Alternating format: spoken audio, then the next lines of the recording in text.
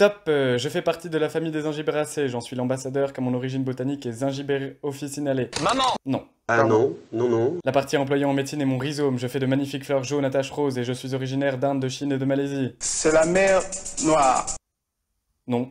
Je possède un goût caractéristique. Oh là là, c'est la décadence, hein. Bon allez Christopher, faites un effort là. Ah! Habitué aux climats tropicaux, je ne supporte pas le gel. Cuisine! Une gaule. Une gaule, voilà! Bah non, c'est des clichés ça. Le gingembre est un mammifère marin pouvant peser jusqu'à 8 tonnes de pétales. Génial. Salut! Qui n'a jamais entendu que le gingembre ça donnait la trique? Eh bien en fait non, c'est un cliché. Ça n'a jamais été prouvé. Voilà, c'est tout pour aujourd'hui, merci à tous. Non mais laissez-moi causer, j'ai pas encore commencé. Ça va la compagnie? Vous avez faim? Moi oui. Mec, viens voir ça. Quoi? Apparemment le gingembre aurait aucune vertu aphrodisiaque. Bon, aujourd'hui, on va parler du gingembre. Que ça vous plaise ou non, c'est tout. C'est comme ça, c'est carré. Installez-vous confortablement et prenez un grand verre d'eau. J'insiste, prenez un verre d'eau. Prenez un verre d'eau, je vous dis. C'est bon, vous êtes bien installés? Parce que ça va piquer. Le gingembre, ça pique la langue. Même si ça dépend d'où il provient, un peu comme le raisin ou les huiles essentielles, les arômes du gingembre varient selon sa provenance. Alors, écoutez ça. La belle de Cadix a des yeux de velours. Le gingembre de Jamaïque est délicat et doit être surtout utilisé frais. Celui d'Australie possède une saveur sucrée et citronnée. Celui d'Afrique et de Sierra Leone est plus corsé, voire même camphré. Il est principalement utilisé pour fabriquer des huiles essentielles et en parfumerie. Celui d'Inde est légèrement citronné, tandis que celui de Chine est généralement écarté du marché puisqu'il est traité au dioxyde de soufre. D'ailleurs, est-ce que vous saviez qu'il existait du faux gingembre? Il y a des plantes qui font de l'usurpation d'identité et qui se font appeler gingembre alors que ça n'est même pas du gingembre. Vous vous rendez compte de ça? C'est le cas du gingembre made in Canada, qui de son nom véritable s'appelle Lazare du Canada. Elle ne fait même pas partie de la même famille, pas même de la même classe. Règne, division... classe. Et beaucoup plus bas, il y a la famille. Non, regardez pas en dessous. Dessous, c'est les commentaires. Ou votre verre d'eau. Lazare du Canada est une dicotylédone, alors que le gingembre, lui, est un monocotylédon. Ouais, retenez juste que Lazare est plus évolué. Ah! Mais bon, le gingembre, au moins, lui, il contient pas des molécules cancérigènes. Ça fait 6000 ans exactement, hein, c'est-à-dire au mois de mai, moins 3979, qu'on a découvert le gingembre. Qu'est-ce que c'est que cette matière? Il apparaît pour la première fois dans un ouvrage en 1256. C'était dans un bottin, si je me souviens bien. Il tenait une boulangerie dans un coin d'une rue à Bombay. Vous voulez savoir à quoi sert le gingembre? Moi non.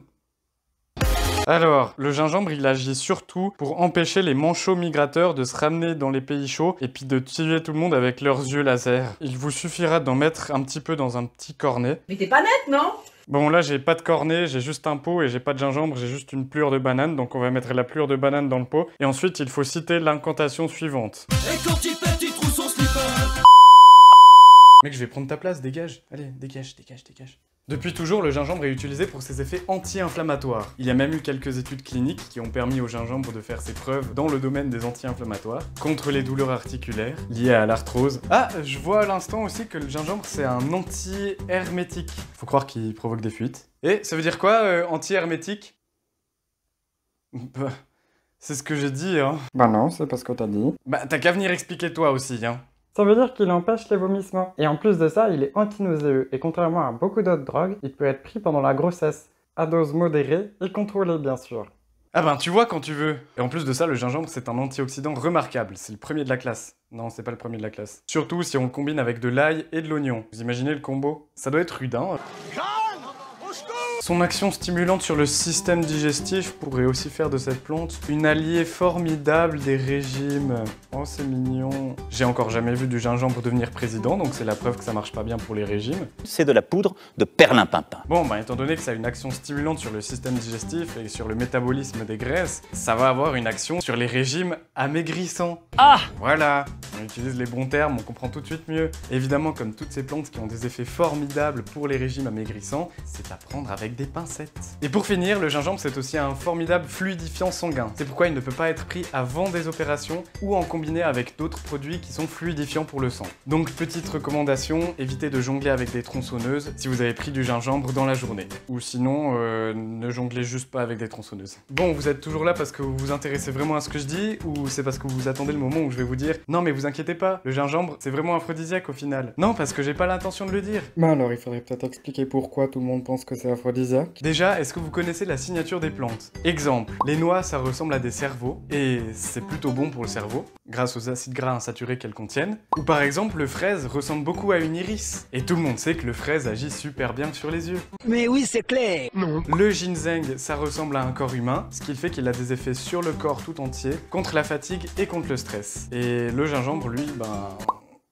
il aime pas trop ce jeu en fait. Ça peut paraître bizarre, mais c'est surtout comme ça que l'on déduisait les vertus des plantes au Moyen-Âge. Et c'est sûrement à cause de ça qu'aujourd'hui le gingembre est considéré comme un aphrodisiaque. Ça, et encore d'autres choses. Étant donné qu'il est aussi légèrement stimulant du système cardiovasculaire, il a aussi un petit goût picotant et émoustillant, si on veut bien. Et en plus de ça, en huile essentielle, il aurait des vertus un petit peu vitalisantes et énergisantes. Et surtout que, l'oubliez pas, le gingembre peut faire partie des arômes de certains parfums. On pourrait dire que tout ça combiné, et aussi le fait qu'il ressemble à aurait pu faire déduire que ses vertus étaient plutôt de l'ordre de l'aphrodisiaque masculin. Mais à part tout ça, il n'est pas aphrodisiaque. Et il tenait à vous dire absolument qu'il ne ressemble pas à une surtout qu'il possède toutes sortes de formes galéniques. Mais oui, vous savez, il peut être utilisé sous forme de poudre ou d'huile essentielle par exemple, mais aussi en teinture mère, en EPS, en infusion, en gélule, en spagyrie. Et ça montre bien à quel point le gingembre fait partie de la phytothérapie depuis des millénaires, et surtout à quel point le monde de cette médecine naturelle est complexe. D'ailleurs, avant l'apparition de la médecine moderne, c'était la seule médecine qui existait, et forcément avant de pouvoir faire des véritables tests comme on le fait aujourd'hui avec des molécules isolées en laboratoire,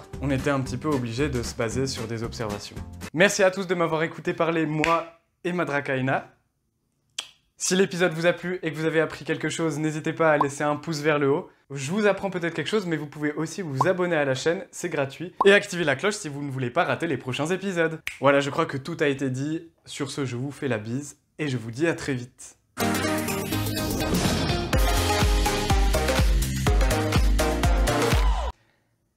Tu veux pas faire à ma place ? Bon ok, apparemment j'ai pas le choix. T'aurais pu faire un effort quand même, hein. Ouais, tu sais quoi, j'ai qu'à appliquer la signature des plantes sur toi aussi, hein. Toi, tu ressembles à un feu d'artifice. Bien fait. Comment ça, tu le prends bien? Vous attendez le moment où je vais dire ah, mais je plaisantais, en fait, le gingembre, ça a vraiment un effet aphrodisiaque, c'était une blague. Non. C'est pas une blague.